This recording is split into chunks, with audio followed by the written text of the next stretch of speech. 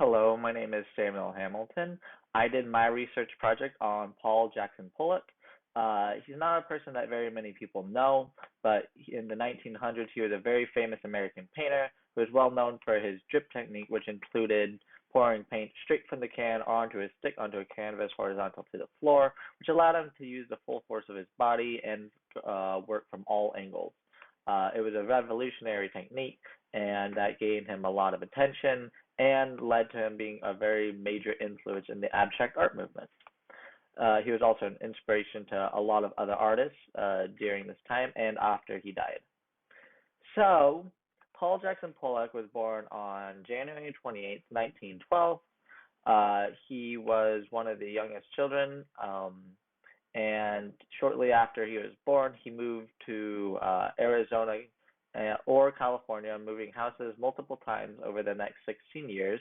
He eventually moved to Los Angeles, where he enrolled in Manual Arts High School. In 1930s, after he became 18, he left following his older brother Charles to New York, where he studied art at the Art Students League. He followed under the same teacher as Charles did, regionalist painter Thomas Hart Benton.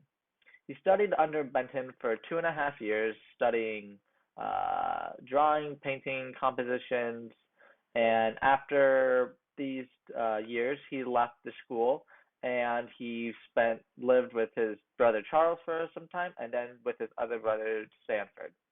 It was in 1935 when he was officially employed under the WPA Federal Art Project as an easel painter. This gave him economic security during the Great Depression, which happened during this time. He wasn't a famous painter during this time yet. That came later in the mid-1940s, but he was really, his works were influenced by certain aspects of surrealism and the regionalist teachings of his teacher, Thomas Benton. It should be taken into account that Pollock struggled a lot with mental health issues and also with alcoholism. He was a very heavy drinker, and it was known that he became very violent when drunk. He was also not very socially adept, and so that can also lead to problems later in his life when he became more famous. So a lot changed for Pollock in the November of 1939 when he viewed an exhibition from Picasso in the Museum of Modern Art. This allowed him to realize the expressive power of European modernism.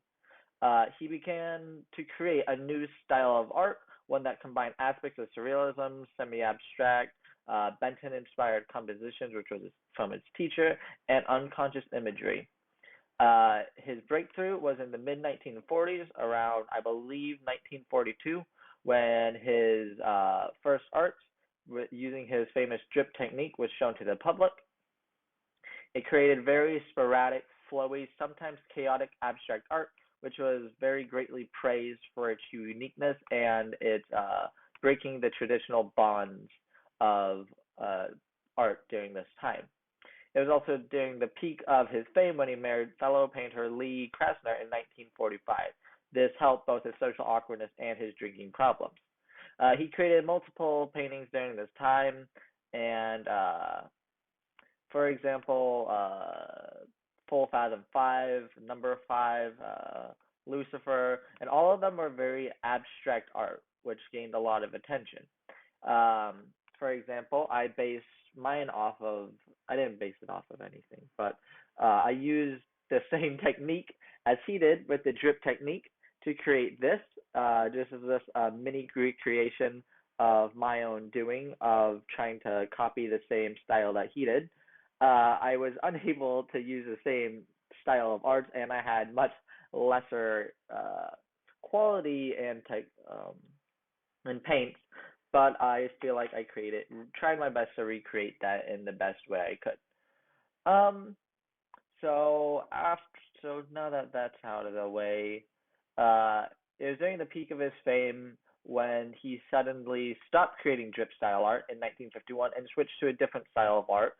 These were called his black pourings, which was due to them being painted in a darker color and painted on an unprimed canvas.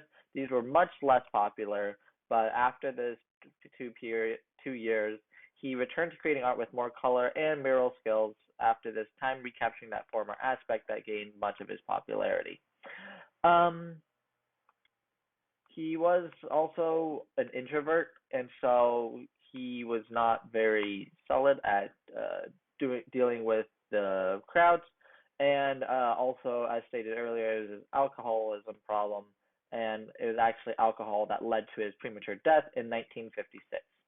His legacy on both art and humanity was very large.